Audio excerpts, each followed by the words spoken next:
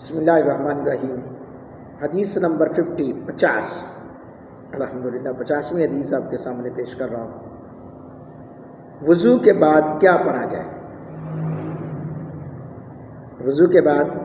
کیا پڑھا جائے؟ حضرت عمر بن خطاب رضی اللہ تعالیٰ عنہ بیان کرتے نبی اکرم صلی اللہ علیہ وآلہ وسلم نے ارشاد فرمایا، جو شخص